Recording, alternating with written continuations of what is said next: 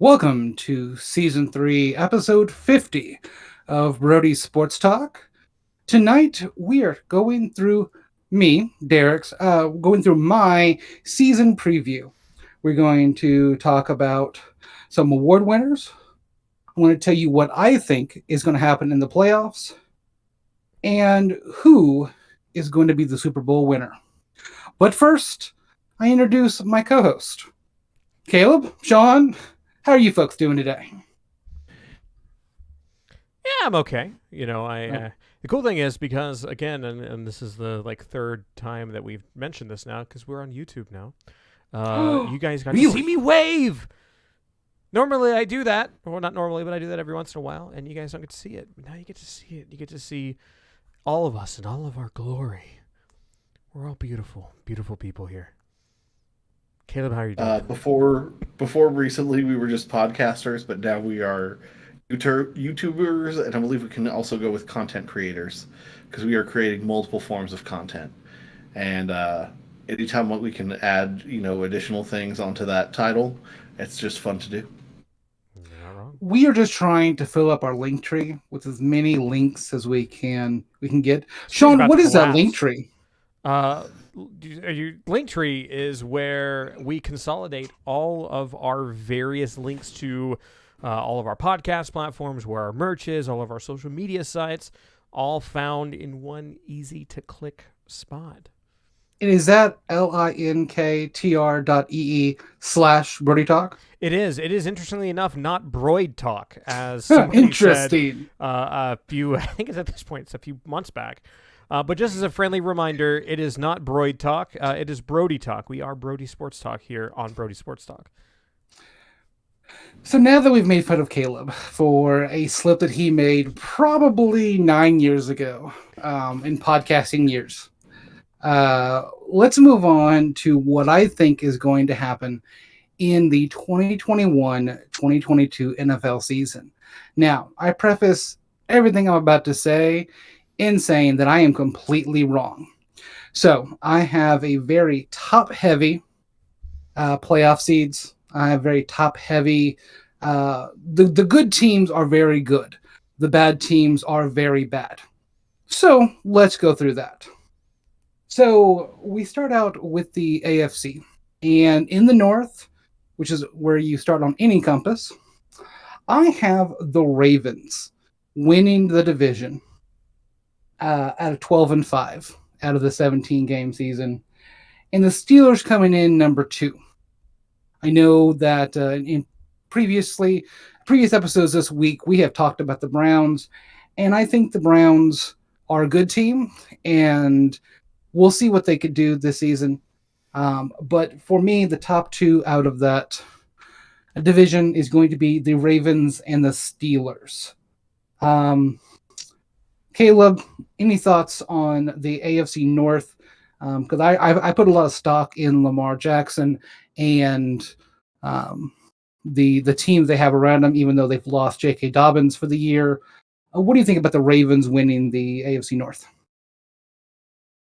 I think that you gotta just run the ball, and that's how you can get it done. It's definitely a run. Try to find the deep balls when you can.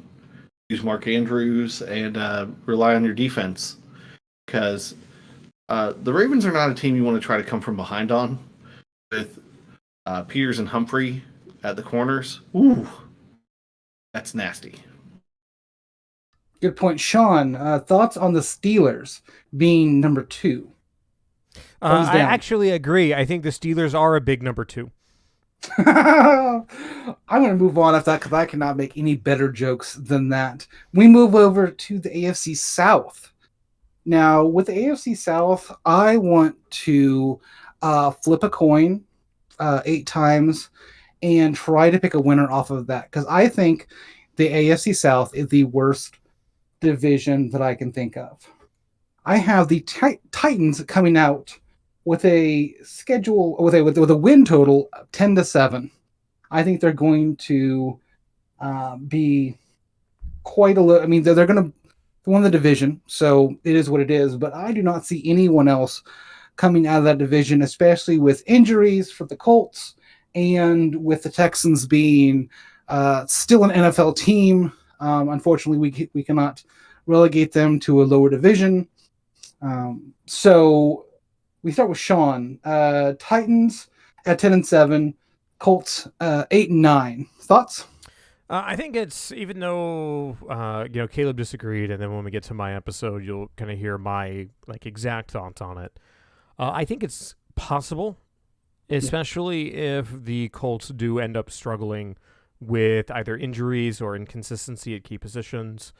I think it is a toss up.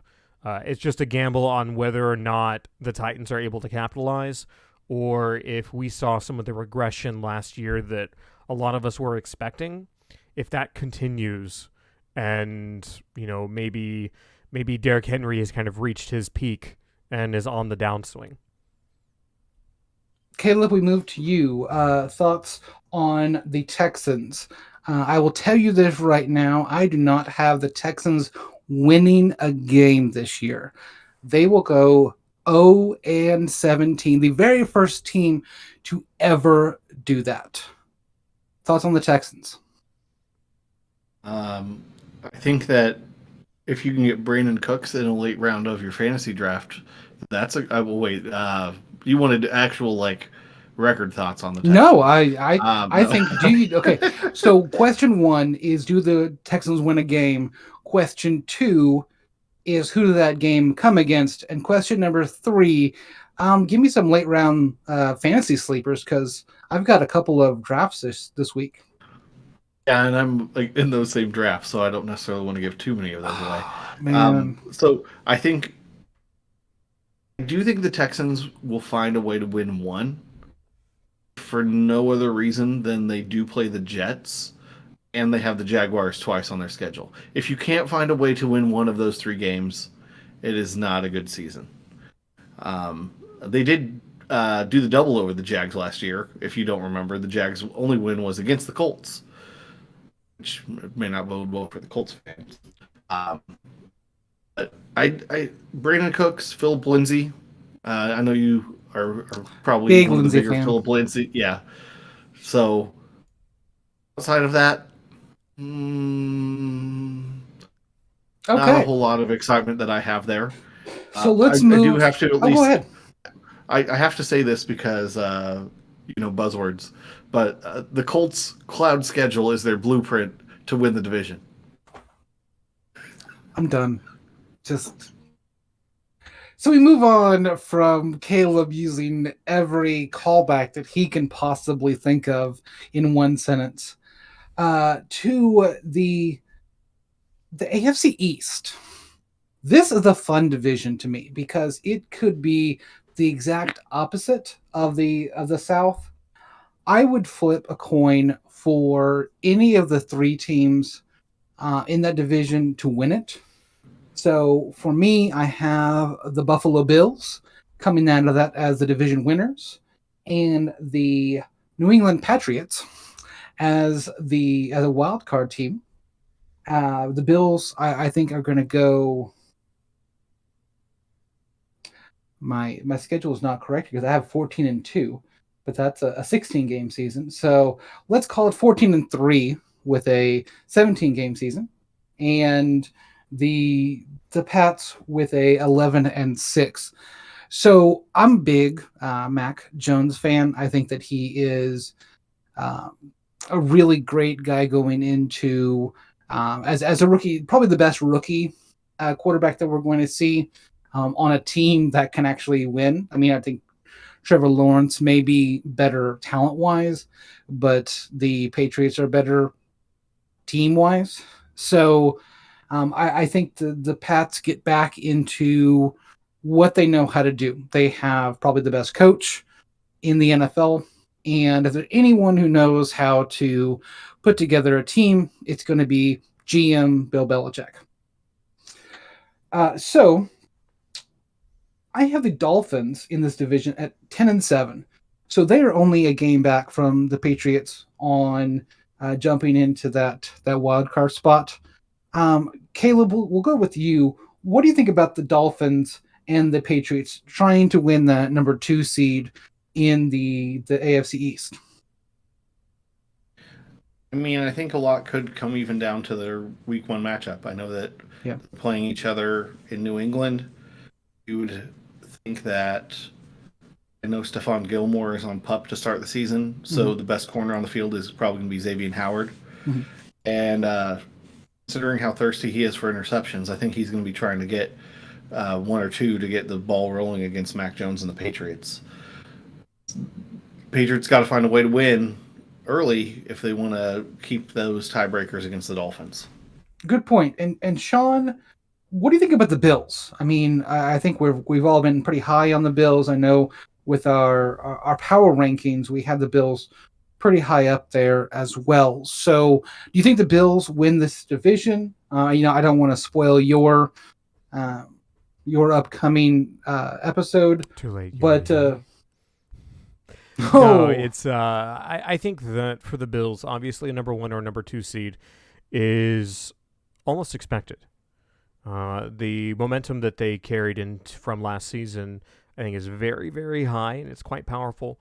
And I think that really for them, the division, I don't want to say it's an afterthought because that is disrespectful, but I think they are looking to what seed can they get versus will they make the playoffs.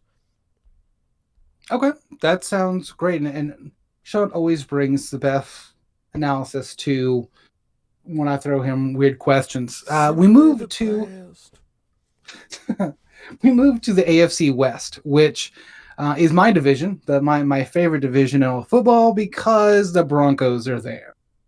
I have the Kansas City Chiefs winning that division. That is not a surprise to anybody. The Chiefs are one of the best.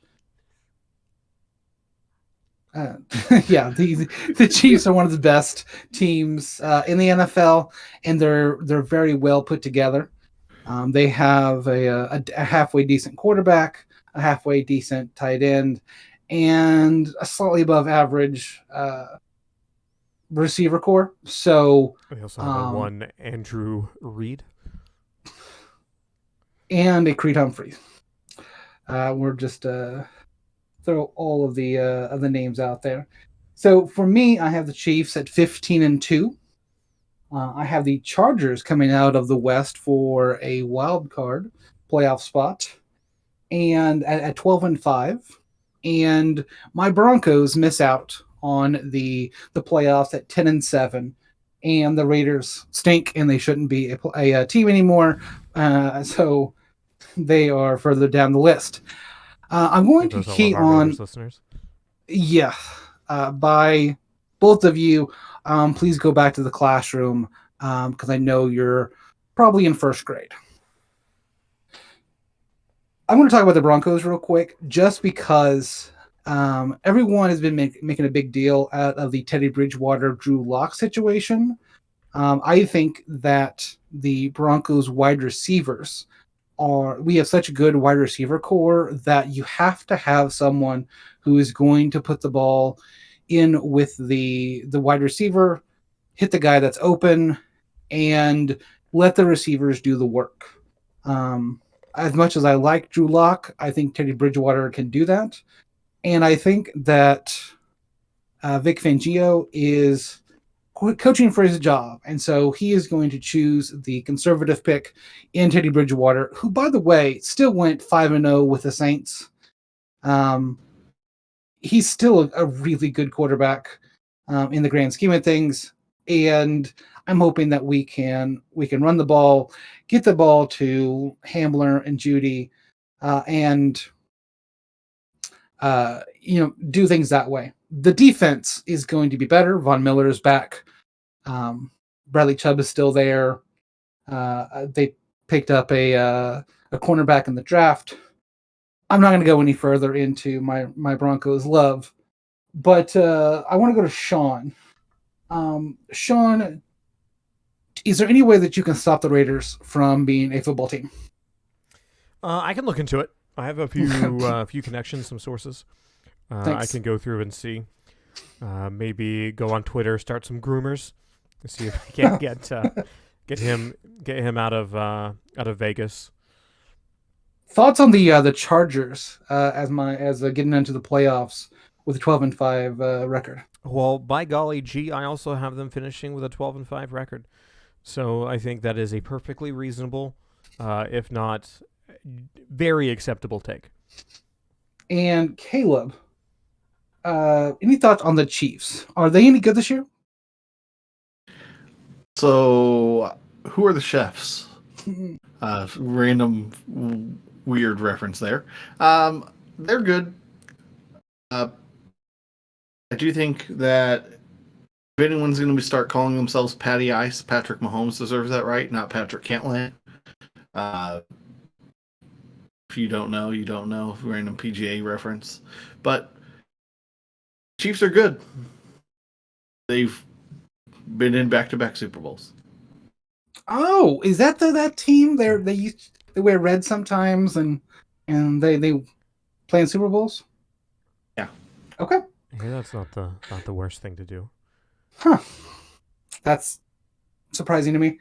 So before I move on to the NFC and what I think those records are going to be, let's talk about some leaders for the season. For me, and you're going to see a lot of this come through when it comes to the leaders and the award winners. I think that Aaron Rodgers is playing for all the stats that he can possibly get, because this is his final. What was that, Sean? No, I'm fighting for my life. Yeah, I think that he is going to put out everything that he possibly can, every good piece of tape that he can get, so that when he moves on to his new team, that he gets a good trade value, a good new contract, whatever. So for me, I have Aaron Rodgers as my passing leader this year, and as my rushing leader, I think that Alvin Kamara for the Saints is going to have the most yards this year. With certain receivers out in the Michael Thomas out of the Saints not playing and not really being happy with his position anyways, I think that sets up Kamara really well for a Sean Payton-led offense. So last episode we talked about Deandre Hopkins, and Caleb said that he was going to be the receiving yards leader. For me, this I do have DeAndre Hopkins being a leader, but he's going to be the receptions leader. I think that Cliff Kingsbury is going to get old school and go back to his air raid roots, where there's going to be a lot more short passes and a lot more bubble screen type things. And with that comes a quick reception with yards after catch, things of that sort. So I think that D Hopkins is going to do his normal thing, but also have a lot more chances. And I think that Kyler Murray is going to throw the ball in his general vicinity quite a few times. When it comes to receiving yards, I think that Julio Jones is going to be my receiving yards leader. New city, new offense. We will see what he can do with Tannehill. I'm hoping that everyone stays healthy and that Julio has a good season. And when it comes to sacks, I go back to the Steelers, and I think that T.J. Watt is my sacks leader. He works so hard and does not get certain Defensive Player of the Year awards. So I think he comes back and has a monster season. So, as I said at the beginning of this podcast, I am completely wrong on all of these. But Caleb, tell me where I'm the most wrong. Where you are the most wrong. Please tell me it's Aaron Rodgers. Please. I really do think that in general, I don't see anyone in a Sean Payton offense getting the rushing yards beacon. I do think Kamara might be utilized. He could have the most yards from scrimmage. I just don't think he would have the most rushing yards. because in general they're going to get him involved in the rushing and the passing game, but he's not going to strictly be a pound the ball second down running back. Plus, Marquez Callaway's looked really well there. I think he has some good chemistry with Jameis Winston, and he's a Vol, so we're obligated to at least bring him up every 2 or 3 podcasts because we have to say good things about the Vols. It's in Sean's contract. It is official. I think Christian McCaffrey ends up leading in yards from scrimmage, but that's neither here nor there. I mean, you could be very right. Like I said, this is the most wrong episode of the podcast you will find because I have opinions. And I expect everyone out there to tell me that my opinions are wrong. You're bad and you should feel bad about being bad. Yeah, so let's move on to the NFC where I am probably very, very wrong. So we'll start with the North in the NFC. And I have the Pack coming out of the North, the NFC, at a 12-5 record.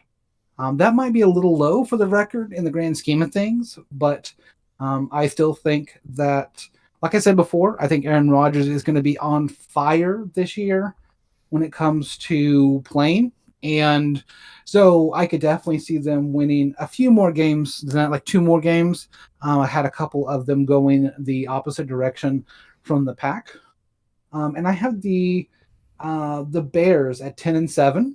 I think that was probably a little bit of a kooky one as well because the coach is coaching for his job, and you have what's probably going to be by midseason a rookie quarterback starting there. So I like Justin Fields. I'm glad the Broncos didn't take him, but if things don't turn around quickly, we could see Justin Fields. And I think that Justin Fields has a second half of the season that definitely we could see a few wins out of there to a 10-7 season. I actually have the Lions being the third place in that division, and the Vikings being the lowest. So we go to Sean because I can see Caleb is about to pounce on talking about his Packers. So we'll keep him at bay as long as we can. Sean, thoughts on the Vikings being the loser of that division? Eat your heart out, Travis Conaway.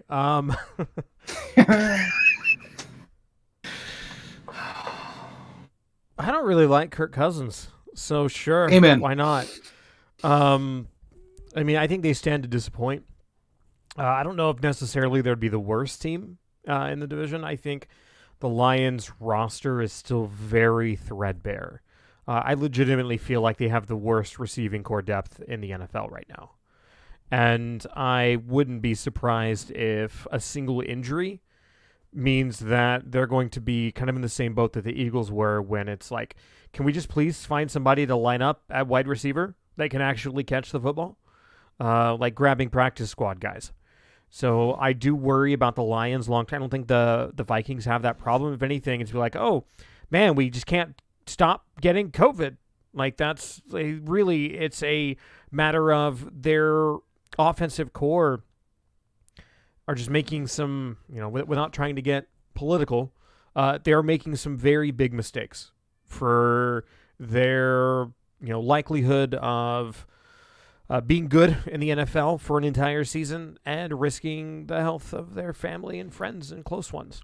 So all in all, I can very much see the Vikings losing some football games due to their choices. Okay. And Caleb, tell us about the Bears. And if you say a word about the Packers, I'm going to mute you. So no, I'm kidding. I'm kidding. Talk about the Packers. Okay. In general, I do think the Packers are the class of this division. If there's a division that you can kind of look at and go, feel pretty confident circling this team as the winner of this division, it's this one in the NFC. Kind of like the Chiefs are in the AFC, the Packers are they've gone 13-3 the last 2 years. they're not playing in like a criminally tough division like the NFC West. So yeah, give them the division. Okay. Are you sure they're not playing in the NFC West? Because if you look at their schedule, they're playing practically in the NFC West.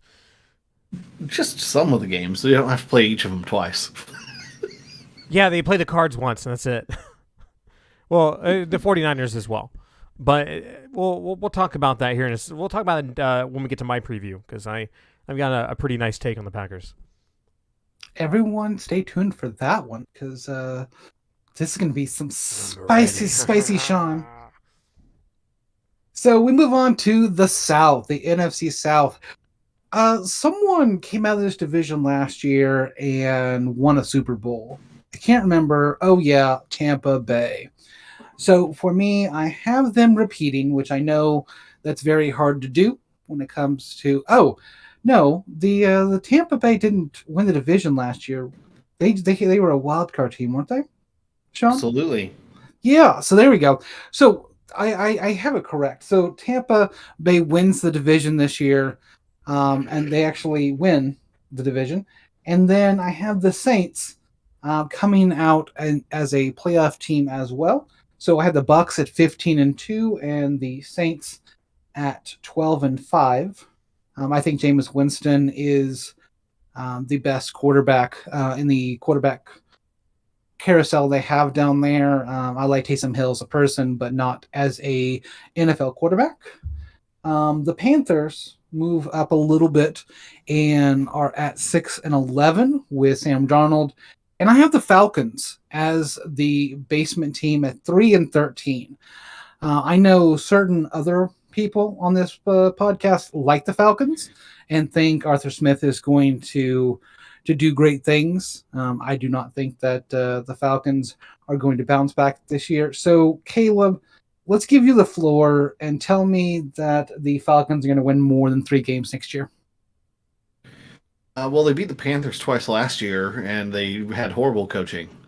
So I think that they will at least win those 2 games.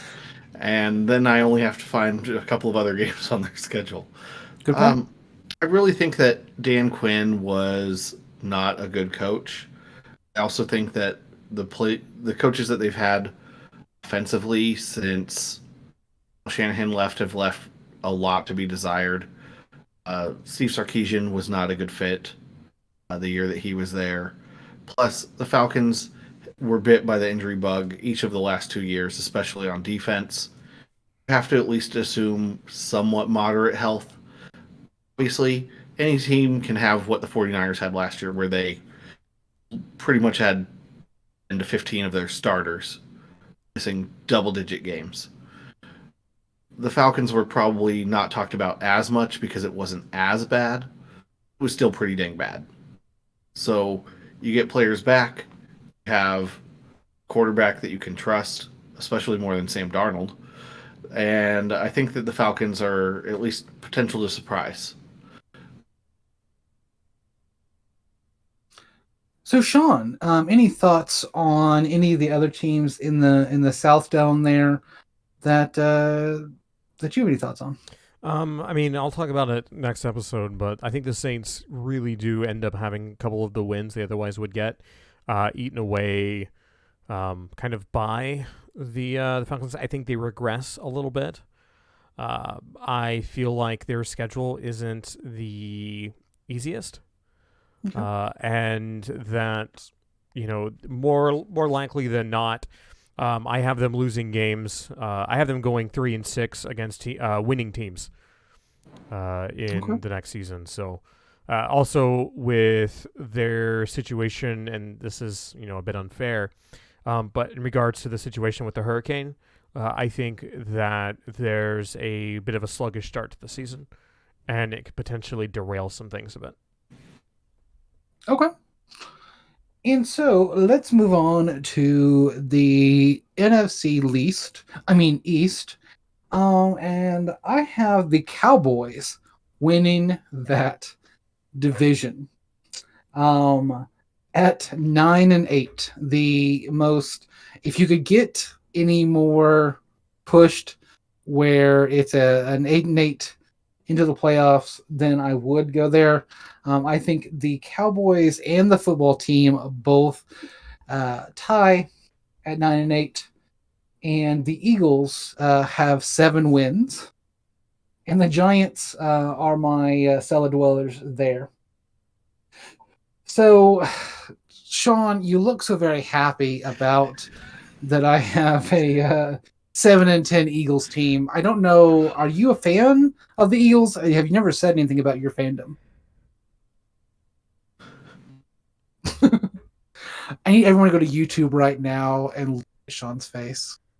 I don't even want to talk to you for the rest of the NFC East segment. Okay, Caleb, thoughts on the football team barely missing out on the playoffs? I mean, it's believable. They did win the division. They have to play the other division winners. So, Packers, Saints, Seahawks, it's going to be tougher than it was for them last year. I think, in general, it's a tale of 2 completely different built teams. You have Dallas, who is foot on the gas offense, and you have Washington, which is lockdown defense. And it's something's got to give matchup where you only want to watch the parts of the game where Washington is playing defense and Dallas has the ball. And when Washington gets the ball and Dallas is on defense, you're like, let's find a different game to watch. Good point. We move on to the cream of the crop for me, the NFC West. I have the Rams winning the division at 15-2.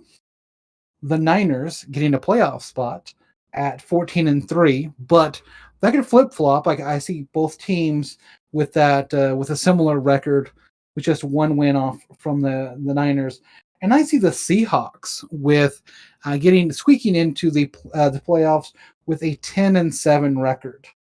Even the Cards of the cellar dweller of that is still at 7-10. So I think that all 4 teams are very good. And just because the Cards may not get into the playoffs, there's only so many playoff spots that you can have, and they have to play one another. So I think that the NFC West gets 3 teams into the playoffs, and I really like the Rams. I know I've said a lot about a certain quarterback for the Rams, and that he's not going to be as good as people make him out to be. I still stand by that. But the Rams, since our last time we spoke about them, got a running back. So there is someone with veteran experience in the running back room now, and I think that they're going to be better than I give them credit for. So because he didn't like me last segment, we'll start off with Sean. What do you think about the Rams Niners? Do you think that one is better than the other? And without spoiling yours or going into too much detail, do you think that Jimmy G is the starting quarterback of the 49ers all year? No, but I wouldn't be surprised if he is, especially if the 49ers are winning. And I know Caleb has them winning the division, and I mean, you have them winning the division. So I would assume that means that Jimmy G is the starting quarterback, because generally speaking, teams that switch quarterbacks mid-season don't get 14 or 15 wins. So that's kind of my thought on it. Okay. And Caleb, talk to me about the Rams. Do you think that they are to be believed, or do you think that they are pretenders? I think that they are going to have to lean on their Stafford quite a bit because they've invested so much. He's not young. He has been banged up, and I do think that in general you need him to be able to be the quarterback that can go win some games, because, like we said, we've already lost. They've lost the Cam Akers the season. You're having Darrell Henderson, Sony Michel as your running backs, and their NFL careers have been relatively mediocre. And you've got a lot on the line. You're not going to necessarily trust the run game. You're going to go with the guy that you gave up your prior starting quarterback and several first round picks for, and say, "Hey, you gotta roll with us and show us how to get it done." Great point. Great point. So, before we move on to the playoffs and who plays who in what seed, let's talk about some awards. So, we start out with Defensive Rookie of the Year. Now, I'm going to play Homer here and choose the Broncos first round draft pick, Patrick Surtain II. Now, yes, I'll be a homer, but two, he goes into a great position. The secondary of the Broncos is a top 5 secondary. The defense itself is a great defense and probably at least top 10, if not better. And he's very opportunistic. So he's going to stand out on the defense, and he's probably going to start right away and be a big contributor. So for me, that's going to be my homer pick of the award season. My offensive rookie of the year is the starting quarterback for the New England Patriots, and that's Mac Jones.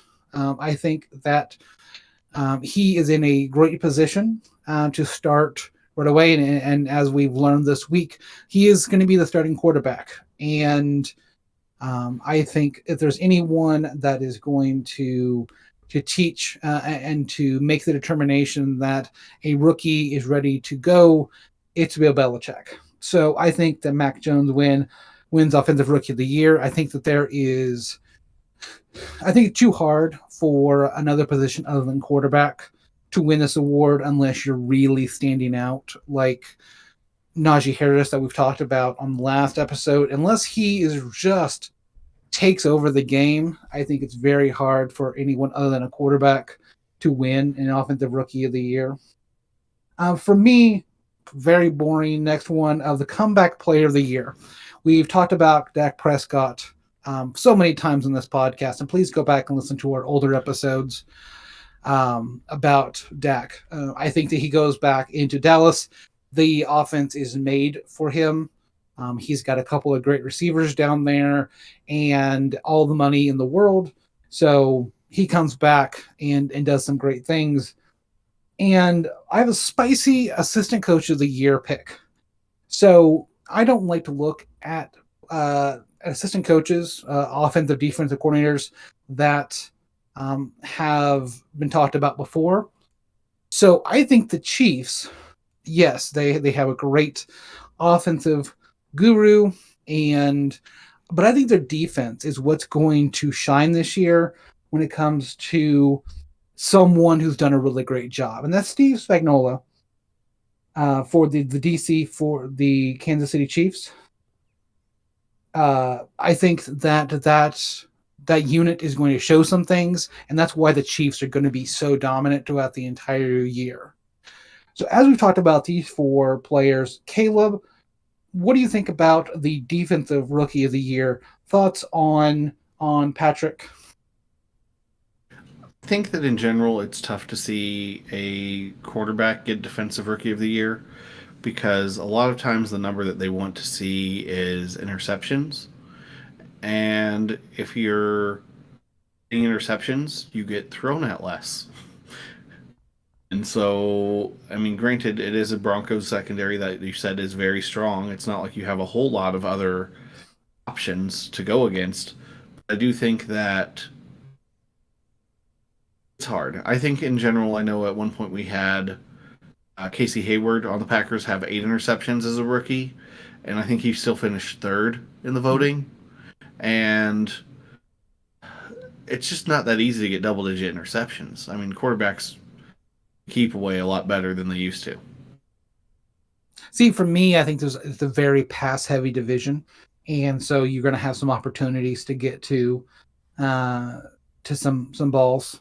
So, and Sean, thoughts on the 4 people that I put out? I know that the assistant coach of the year is definitely something that does not have a whole lot of thought through it. I'm sure that people are looking at Eric Bieniemy as the best coach on that staff. But talk about who you think should out of those four people that I talked about, who you think is someone you need to add to. So two of the four are on my list as well. I won't say which ones, but two of the four. You like Steve too? Yeah, who would have thought? And I'll give you a hint. It's probably not who you're thinking, because I did not have the same comeback player of the year as you guys did. Okay. So, but I think they're fine takes, and I completely agree with your take on Patrick Surtain. I think that this is a pass-heavy division, and he's an opportunistic playmaker. And I think that one of the ways you get buzz as a rookie is by having big performances, consecutive big performances. Look at how Justin Jefferson lit the world on fire. Look how Chase Claypool came out of nowhere. So, I know those are offensive players, but you can still have, a series of big games where you are making, where you get a pick six, where you get, a big hit that causes a fumble, where you have some highlight reel plays that carries a lot of momentum, especially if it happens in the middle and the later parts of the season.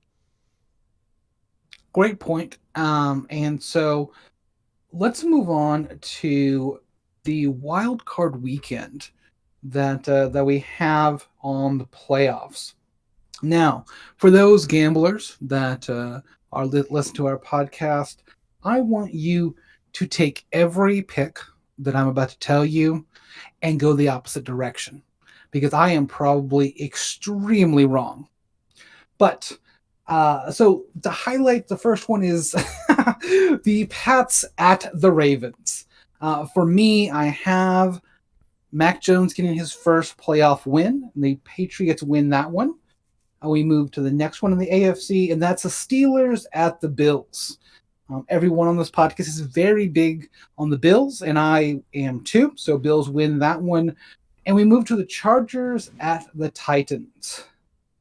Complete upset, as the Titans will win that one, even though they are the home team and the higher seed. Everyone knows that the Chargers are better than the Titans this season. The Titans win that one. We move over to the NFC, where the Seahawks will go to the Bucks.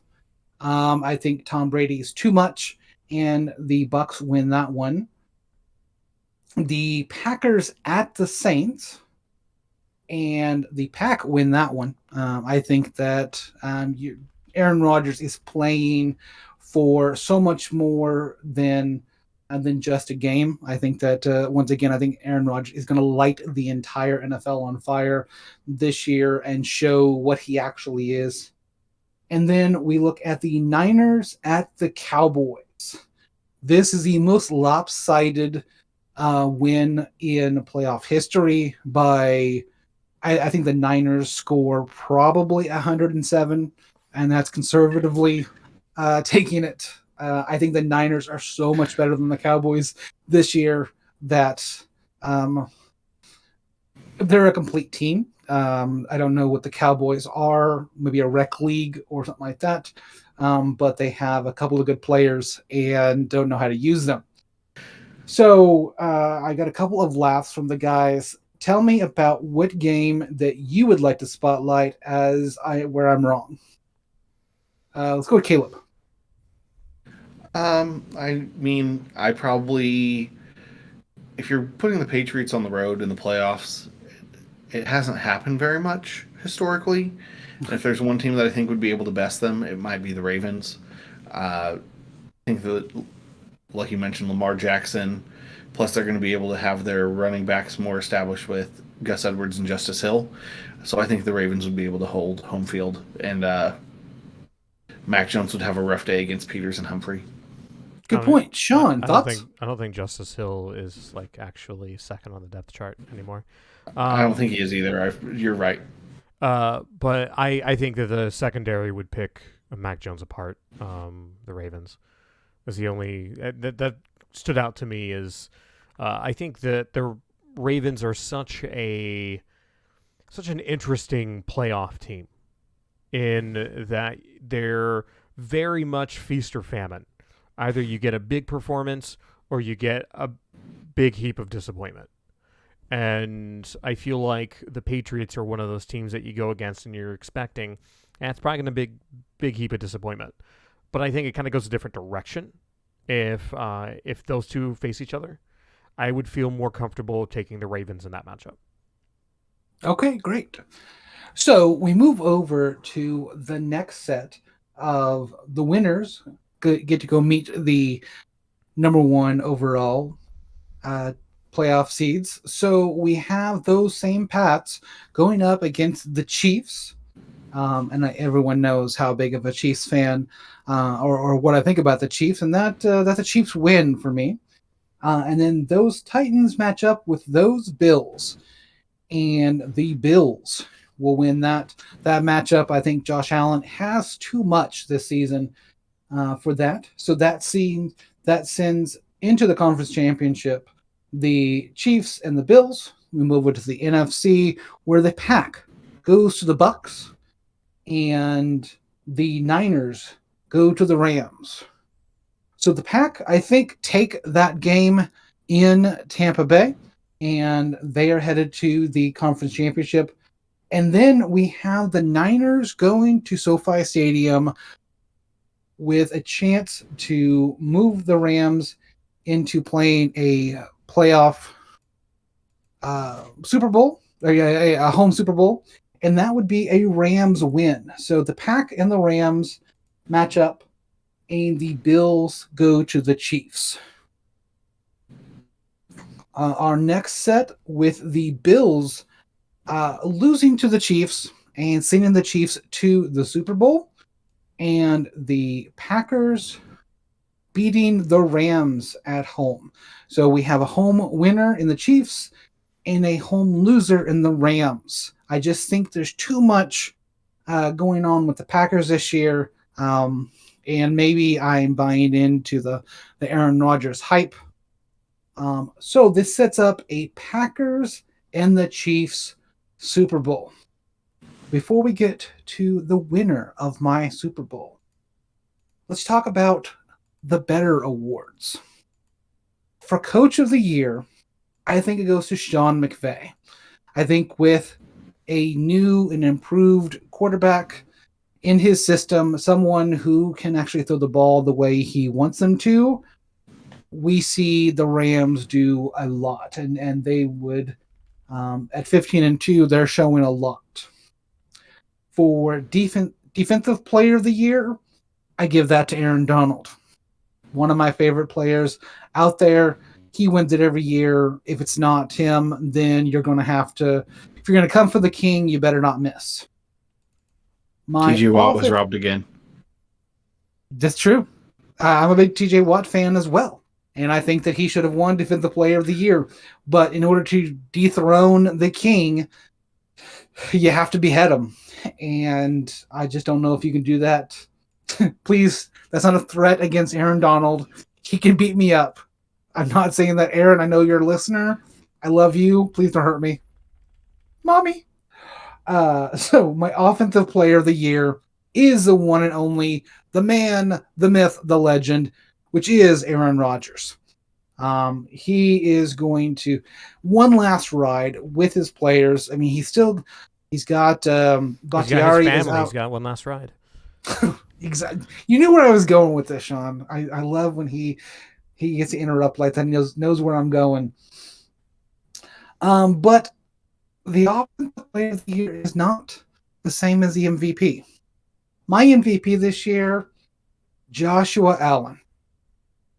I think that he is going to show a lot of improvement, which it's hard to say that he's going to improve, but I think that he is locked, stocked, and ready to go in the NFL now. I think that he is going to be a force of nature for the next 10 years in Buffalo, and I think he has the fan base excited. So my MVP this year, Josh Allen. So of the four people that I just spoke about, the Coach of the Year, and Sean McVay, Aaron Donald, Aaron Rodgers, because I love my Aarons, and Josh Allen. Sean, where do you think I've gone wrong? I mean, I have no overlap here, and I think that it's really easy to find reasons why you would support a particular player or coach for an award. It's all, yeah, I mean, it's all based on, expectation, and I think realistically, the only one that I see as being a more of a longer shot is actually going to be McVay, if only because he's a much more established property. Yeah. And again, Coach of the Year always seems like an award given to an unexpectedly good coach versus a good coach performing, slightly above expectation. You make a very good point. Caleb, thoughts on a certain offensive player of the year? Do you know anything about Aaron Rodgers? Have you heard this guy? Aaron Rodgers, I've heard that he has a neighborhood, and it's Mr. Rogers' neighborhood. I had no idea where you were going with that. Thank you for clarifying. Thank you for connecting those dots for me. No, I mean, I think that in general, a lot of people think that Aaron Rodgers is hungry for this season, and why wouldn't he be? If he thinks that this is his last time with the Packers, putting everything out there. I mean, he said that he played that way last season, and look at how well he played then. So, if we're getting 2020 Aaron Rodgers again, I'm all for it. So we come to the big dance, where all the chips are in the middle of the table, the Super Bowl. We have Aaron Rodgers and the Packers, Patrick Mahomes and the Chiefs in the State Farm Bowl. I'm going to say the Chiefs are going to win this one. I think that they are too well put together, and they still have not run out of money. I don't know how, but they still have their best players. They still have Travis Kelce. They still have, they still have Patrick Mahomes, even though they're paying him a bunch of money. And they have found the blueprint to not lose another Super Bowl. They have revamped their offensive line. Yes, everybody, you've waited this long. I'm finally talking about the offensive line. I don't really think their offensive line is all that great. I think the Packers might be able to exploit some weaknesses in the offensive line, similar to how the Buccaneers. They are going to put brick walls out there to protect Patrick Mahomes. Whatever they have to do, hold, whatever. This time, they are not going to let defenders get through and disrupt that offense. So, Caleb, I have your pack in the Super Bowl with a chance to send Aaron Rodgers off with a ring. What do you think? So you're telling me there's a chance? I'm telling you there's a chance. I mean, it's all you can ask for. Sometimes it's get there and see what happens. I think that in general it would be a thrilling matchup of teams that are more offensive centric. I know that you hyped up Spagnuolo and defense. I can't say that I think the Packers defense is going to be at a similar level, just because the offense keeps putting the team on its back up there in Green Bay. So I would love it more if you said that they were going to win the Super Bowl, and then I would. But if nothing else, I had them there losing, and that means that if you have them there losing, I'm not being any more of a homer putting them all that way, because someone who does not have a Packers bias is putting them there as well. I don't have a Packers bias, so I don't have them anywhere near the Super Bowl. Oh, well, good for you, Sean. I'm proud of you for being the voice of reason. So, as I've said multiple times, if you're going to Vegas, someone smack a Raider for me at least. But don't take any of my picks as good. I am merely a Broncos fan that is completely wrong about everything. You are merely Now, immortal. That being said, everything that I have overlapped with Caleb, all the answers that he has, doubly wrong. So you definitely know that the Packers are not going to get anywhere near the Super Bowl because two people have them on this podcast, and I'm especially wrong. So, I mean, two wrongs, don't make a right. So you'd be surprised. So, what as we come to a close, I want to make sure that you are subscribing on your favorite podcasting platform, and if you can, leave us a 5-star review. Interact with this podcast, all three of these folks, at our Twitter at Brodie Talk, because we watch that like a hawk, and I want everyone to tell me that I'm right because I like attention, and then when things come true, then I can look back and say, haha. But you can, go ahead. Technically, Derek, you are right. Okay. As far as the way that we have everything ordered in video on the podcast, I'm on the left, Caleb's in the middle, and you are on the right. So congratulations, you are right. The only time that's ever going to happen. So I'm glad we're recording this, that Sean said I was right about something, because me and Sean have had many conversations about many different topics, and he's usually not incorrect. But which is the best kind of, correct. Yes, technically correct. You can find our Twitter link and all of our other links, including YouTube, on our link tree, linktr.ee/Brodie Talk. So on behalf of Caleb and Sean and myself, please do me a favor and have a nice day. Bye. Bye.